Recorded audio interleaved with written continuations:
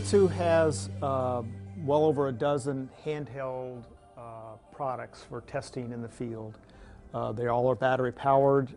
We have a number of different platforms. Two are shown here. This is economy, this is the mid-range. The newer mid-range product has the addition of software demodulators or software options that allow it to serve different markets. The spectrum analyzer family is used to measure signals, and they have traditionally just been a simple amplitude versus frequency display and not customizable.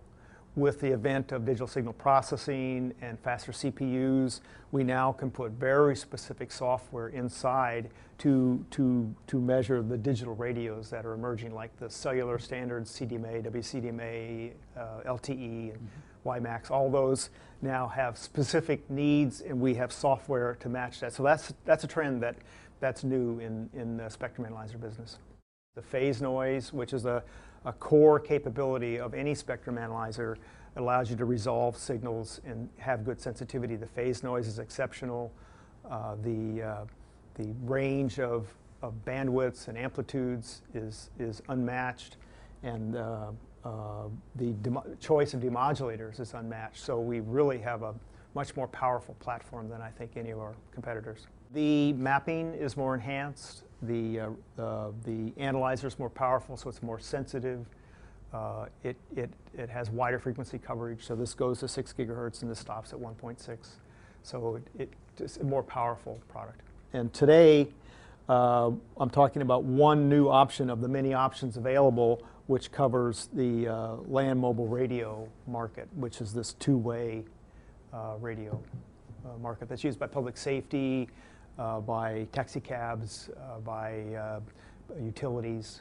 So these two-way radios are ubiquitous and have been around for many, many years, and now they're, with an FCC mandate to narrow band, they're all changing to digital. To use these in the field, certainly they're battery powered, so you could do bench measurements on the tailgate of a truck, but also all of our models have a GPS option that allow the measurements to be tagged with the location and the time. And we've had a recent addition of the ability to make measurements and map them directly. And how that works is we go into the mapping mode and the data goes right to the memory stick, and then the data then is mapped directly to Google Earth, and you can see power measurements or modulation measurements or bit error rate measurements over a mapping area. So you drive around in your car with one of these with an antenna on the roof, and you then can verify that the coverage of your transmitter is as you expected.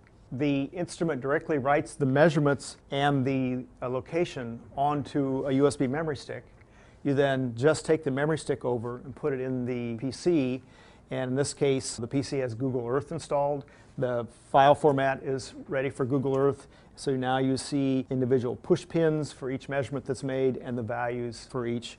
So coverage mapping is more important with this trend to digital. We then help people verify the reason that their coverage is inadequate and maybe look at the cause for that, but either it's multipath or it's just lack of signal. 700 megahertz spectrum is quite concentrated with a variety of users, from the very high power narrow band signals from public safety to the broadband LTE types of signals. And any concentration on a hilltop or in a city, if any of the transmitters have a flaw, it's likely that the signals will either mix or splatter over into the other services. And I think the worst fear is the splattering over into the public safety spectrum. So it's a growing problem, and our products with their high spectral purity and wide dynamic range are probably the best products to go out and hunt down these kinds of signals. We have a lot of features, including spectrogram displays and peak hold and lots of capability to help people hunt down these maybe pulsed or intermittent signals. The public safety environment is, of course, very critical to being able to communicate. There's lives at stake, and there's a lot more care taken relative to cellular to being sure that their staff can always communicate. So there's more money invested in verifying the coverage and hunting down problems to be sure that that they can communicate and they can do the task that's at hand. A special purpose digital radio test set could start at $40,000. So I think a public safety entity can reduce the number of those kinds of products and get most of their work done with a more general purpose product. Okay. Plus have the ability to do this coverage mapping and to do the general purpose interference hunting that they are going to see an increasing need for. The base unit is around $8,000, and as I said, there are many options available depending on whether you're interference hunting or you are looking to measure the coverage of your signal, or in fact you're wanting to do detailed adjustment of a digital radio. So the options vary from $1,000 to $3,000 each. If someone would like more information about this product or any of our family, just go to the Anritsu.com website.